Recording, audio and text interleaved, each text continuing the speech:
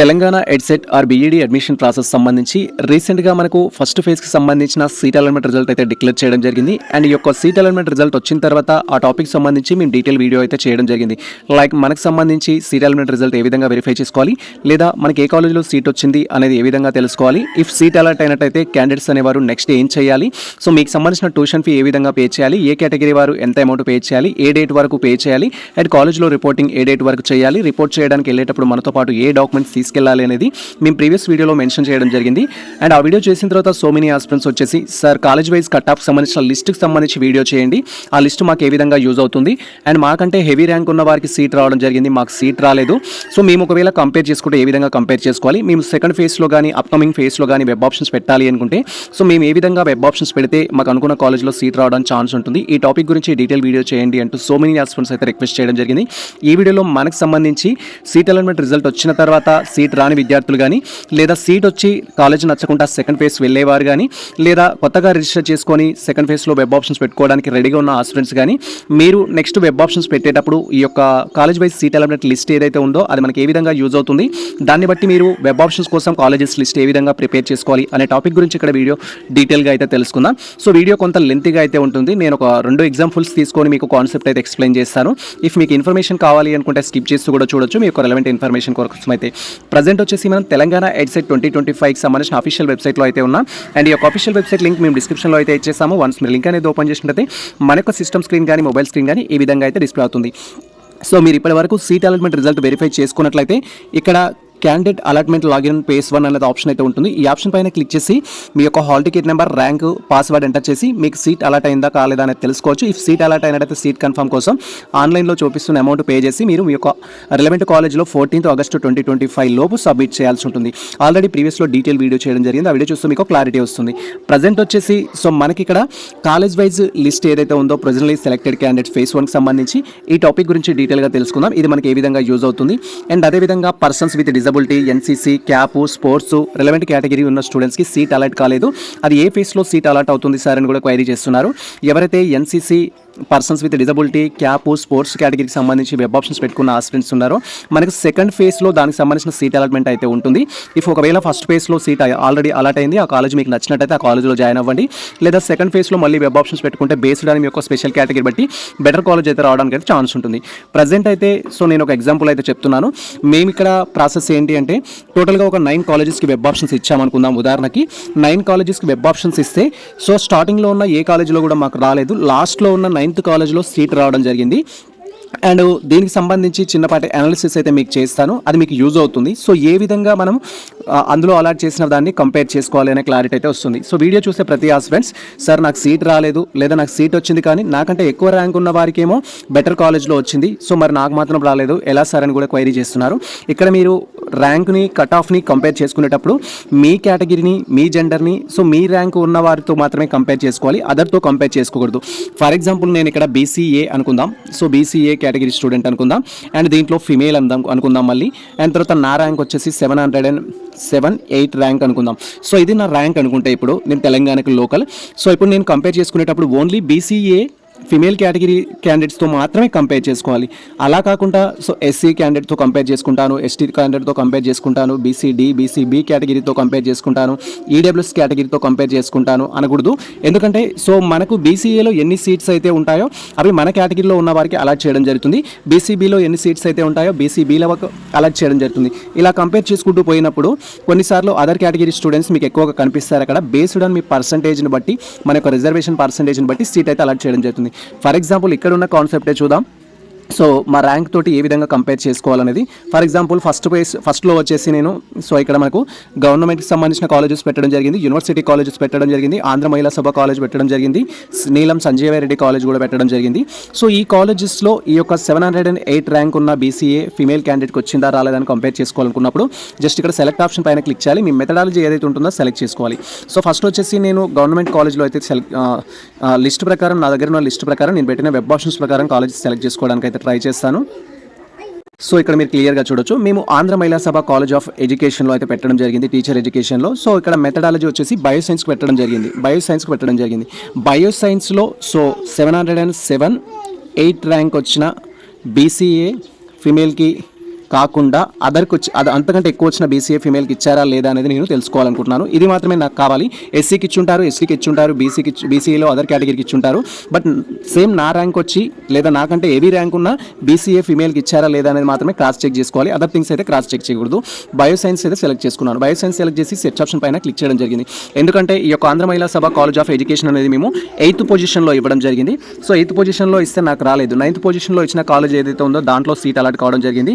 So ఇక్కడ క్లియర్గా చూడాలి. ఇక్కడ డిఫరెంట్ కేటగిరీ స్టూడెంట్స్ ఉన్నారు. ఓసీ స్టూడెంట్స్ ఉన్నారు, బీసీబీ, బీసీడీ ఉంది, బీసీబీ ఉంది, ఓసీ ఉంది.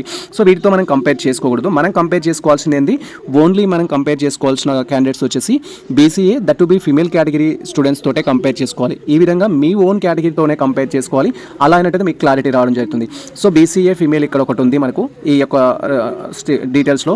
బీసీఏ ఫీమేల్ ఎవరికి ఇచ్చారంటే ఇక్కడ జస్ట్ కట్ ఆఫ్ ఎక్కడితో అయిపోయిందంటే 1671 ర్యాంక్ దగ్గరనే ఆగిపోవడం జరిగింది. సో నా ర్యాంక్ ఎంత అని చెప్పాను, 707 ర్యాంక్ అని చెప్పాను.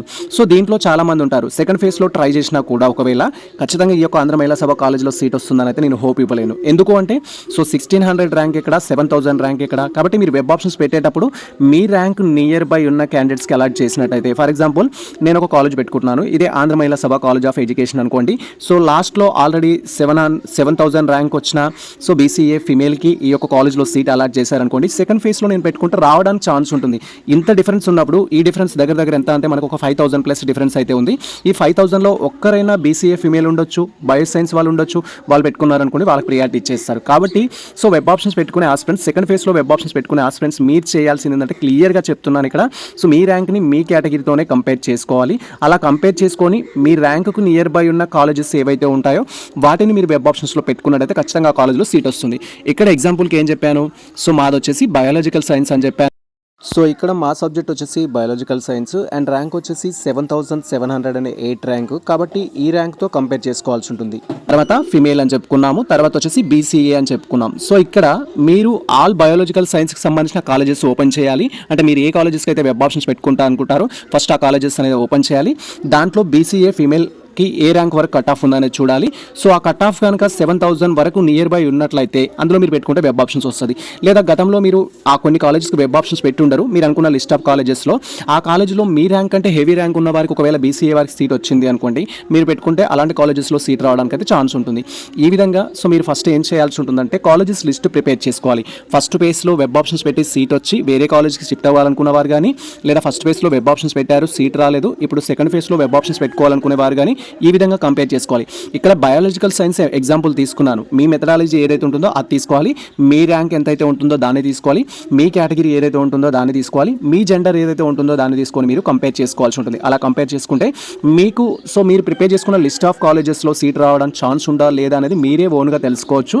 సో మీకు నియర్ బై ఉన్న కాలేజెస్ ఏవైతే ఉంటాయో మీ ర్యాంక్కి, మీ కేటగిరీకి నియర్ బై ఉన్న కాలేజెస్ ఏవైతే ఉంటాయో వాటిని వెబ్ ఆప్షన్స్లో పెట్టుకుంటే ఈజీగా సీట్ రావడం అయితే జరుగుతుంది.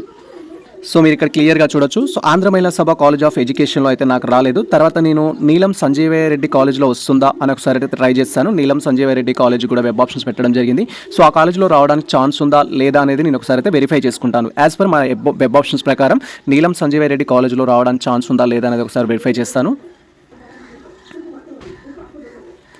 సో మళ్ళీ నేను సెకండ్ ఫేజ్లో నీలం సంజీవరెడ్డి కాలేజ్ పెట్టాలనుకుంటే సో నీలం సంజీవరెడ్డి కాలేజ్ సంబంధించి నియర్ బై ఉన్నామా లేదా అనేది మనం టెస్ట్ చేయాలి. సో టెస్ట్ చేసినట్టయితే ఉన్నట్టయితే సో దాన్ని మనం ఫస్ట్ ప్రియారిటీలో ఇస్తే ఖచ్చితంగా సీట్ రావడానికి ఛాన్స్ ఉంటుంది. సో నేను కాలేజ్ సెలెక్ట్ చేసుకుంటున్నాను.